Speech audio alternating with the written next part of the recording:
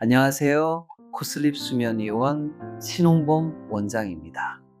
큰 마음 먹고 코골이 수술을 받았는데 얼마 지나지 않아 다시 코를 골거나 증상이 나아지지 않아 실망하고 계신 분들이 많습니다.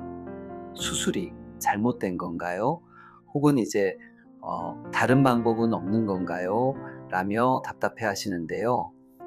오늘은 수술 후 재발의 원인과 그 대안에 대해 말씀드리겠습니다. 코골이와 수면무호흡증은 우리가 잠들었을 때 숨길 기도가 비정상적으로 좁아지면서 발생합니다. 기도가 좁아지면 공기가 통과할 때 주변 조직을 떨리게 만들어 코골이 소리가 나고 아예 막혀버리면 숨을 못 쉬게 되는 수면무호흡증이죠. 여기에 관여하는 조직은 매우 다양합니다. 편도, 혀의 크기, 목젖, 영구개 등 기도를 둘러싼 수많은 조직이 복합적으로 작용합니다. 수술은 이중 일부 눈에 띄게 비대해진 조직을 절제하여 길을 넓혀주는 방식입니다. 하지만 수술 후에도 코골이가 지속된다는 것은 수술로 제거한 조직 외에 다른 부위의 조직들이 여전히 수면 중에 기도를 좁게 만들고 있다는 것을 의미합니다. 또한 우리 몸의 연조직은 시간이 흐르며 탄력이 떨어지거나 체중 변화 등에 의해 다시 기도를 압박할 수 있어 수술만으로는 모든 폐쇄 부위를 완벽하게 해결하기에 한계가 있을 수 있습니다.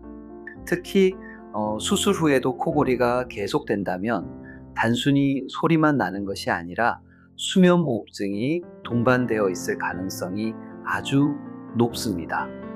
따라서 수술 후 재발하거나 증상이 지속되는 경우에는 반드시 수면다운 검사라는 정확한 진단 검사를 다시 받아보셔야 합니다.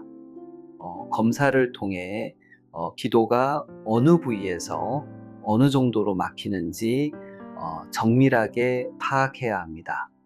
만약 검사 결과 수면무호흡증이 확인된다면 현재 의학적으로 가장 확실하고 표준적인 치료법으로 권장되는 것은 양압기 치료입니다.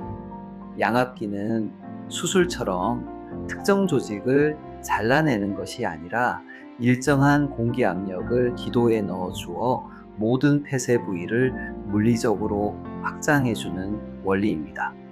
수술 후 재발로 고민하고 계신다면 낙담하지 마시고 수면만을 중점적으로 진료하는 의료진을 찾아 정확한 상태를 평가받으시길 바랍니다.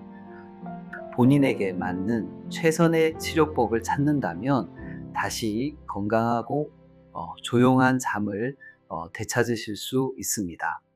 지금까지 코슬립 수면의원 신홍범 원장이었습니다.